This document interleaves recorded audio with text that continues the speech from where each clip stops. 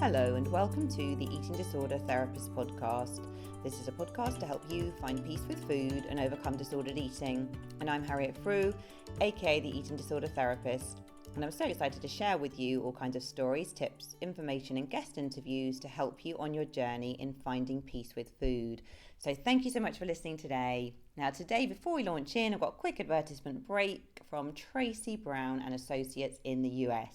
Friends, does it seem like I'm okay until I'm stressed, then I can't stop eating? Am I ever going to stop binging? I just can't slow down or relax. I can't tell my hunger and fullness, even though I think I'm eating enough. I'm fine with food till something happens, then I'm restricting emotional eating or not buying groceries again.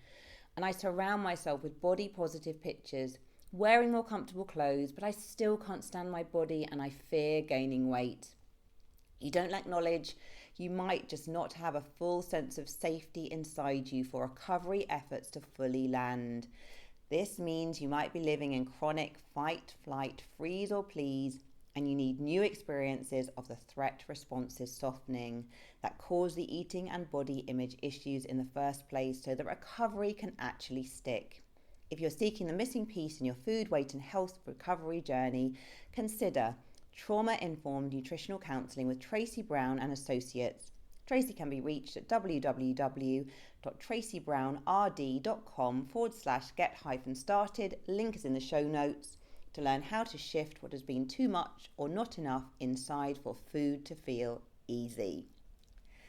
Okay, so everyone, today I'm going to talk about Christmas, a bite-sized episode, and I'm going to talk about 3 situations that can be quite triggering at Christmas around family and people and food and eating and how to navigate these. Because I know many of you listening are really worried about Christmas. It's something many of my clients have been talking about over the last few weeks, and I know it can be such a challenging time of year. So I hope I can impart a bit of wisdom, give you a few skills and strategies and a bit of confidence to be able to navigate your way through all of this.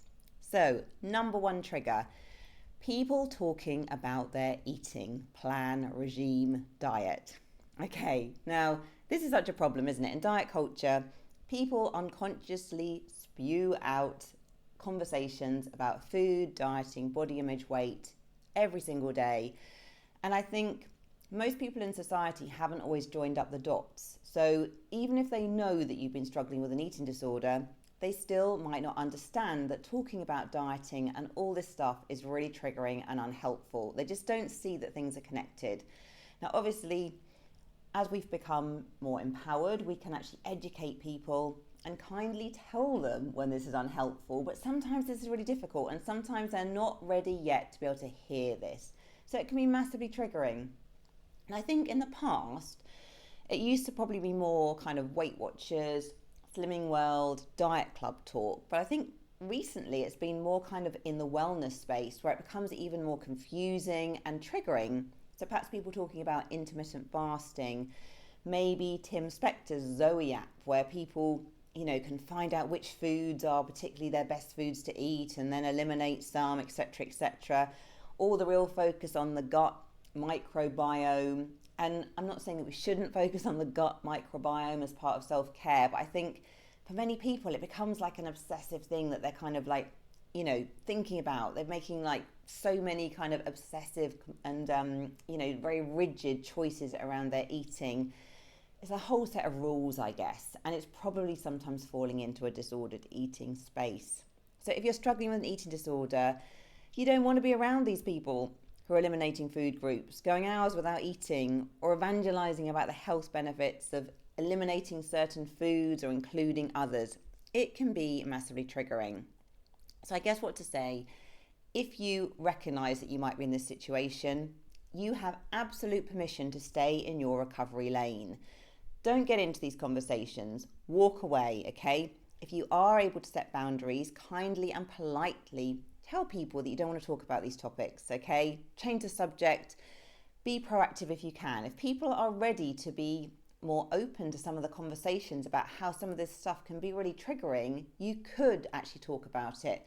People might not be ready yet, though. They may just be in another whole landscape, basically, where they're not able to recognize how some of this stuff can be quite disordered. So what you need to do is absolutely protect yourself, put your earplugs in, put the blinkers on to comparisons, stay in your recovery lane, and get really rooted in why you're doing what you're doing. Remember why you're doing this, okay? It can feel so seductive to get pulled into other people's eating regimes, what they're doing with food, but actually you've made some decisions about what you're doing for your recovery. You need to stay rooted and honour those decisions that you have made for yourself. You do not need to be derailed or thrown off track by someone else's likely wellness fad, okay? Because so many people, they'll be on these kind of wellness fad plans for a few weeks and then they'll be abandoned and they'll be onto something else. So you don't want to be derailed by someone else's temporary kind of, navigation into all of this when you're really trying to do some good recovery work. Okay, number 2, people around you not eating for hours and then maybe eating volumes of food in one go, top down with lashings of alcohol. Now, I think if you have a healthy relationship with food, if you're going for a long time without eating and then having some alcohol, etc., it doesn't really matter, okay? There's no judgment here. But I guess if you are struggling with an eating disorder or you're in eating disorder recovery, actually trying to emulate what the people around you are doing is probably not going to be really, really helpful. Because in eating disorder recovery, if you go for long periods without eating and then maybe you start hitting the alcoholic drinks, then maybe suddenly loads of foods are available that you don't normally eat, it may not end well. You're much more likely to launch into binge eating or other disordered eating behaviours, or you might even undereat or overeat. It's probably going to be hard to get the balance right, okay? Because for any of us, if we haven't eaten for a long time, we start drinking alcohol, we are really, really vulnerable to undereating, overeating, not kind of having the best relationship with food. And I think, as I've said in a way, if you don't have an eating disorder and you've got a peaceful, healthy relationship with food, it doesn't matter. You can kind of go with the flow. But if you're in eating disorder recovery, you probably just can't go with the flow in quite the same way yet. And I think yet is the key word. So instead, keep going with your regular eating. Fuel yourself throughout the day, even if other people aren't doing it. And this is true whatever body size you are. I think sometimes people think, I can only do like my regular eating if I'm underweight. No, okay? 85% of people with eating disorders are not underweight, okay? It's really important. Whatever size body you are in, you still need to fuel yourself and do your regular eating, okay? It doesn't matter if other people aren't doing it.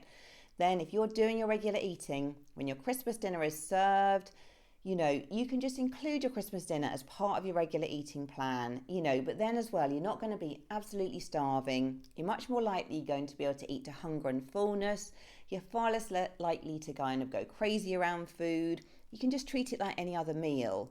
Whereas if you haven't eaten all day, you're so much more vulnerable to losing control, perhaps getting kind of digestive issues, not feeling great, panicking about eating, feeling overwhelmed. Whereas regular eating is going to put you in that good old stable place where your physiology is much more stable, you're feeling much more rational, you're not feeling so rigid. Okay, so you need to just do that for you as part of your self-care. It doesn't matter if other people aren't doing it. Okay. And number 3, people offering you food all day. So I think this can sometimes happen at Christmas, can't it? You arrive somewhere and they're like nibbles out and then people are handing around the quality street and then the mince pies and it's just like constant eating. So when you're in eating disorder recovery sometimes as well, it can feel as if you have to eat all the food that is offered. Otherwise, you're not doing recovery properly. Now, this isn't true, okay? You can make choices and feel empowered in how you're taking care of yourself. So I'm not advocating like not having the quality street or not having the mince pies as a means of restriction, but I'm saying that if you've already had your mid-afternoon snack and you're genuinely not hungry, you don't have to eat the additional chocolates being handed around. Now, if you choose to because you're still hungry or just because, hey, it's Christmas and you want to enjoy and share and socialize, of course, you have 100% permission to tuck in, but make it a choice. Make it an act of intention and self-care rather than a panic decision, a rabbit in the headlights where you feel forced to comply and fit in.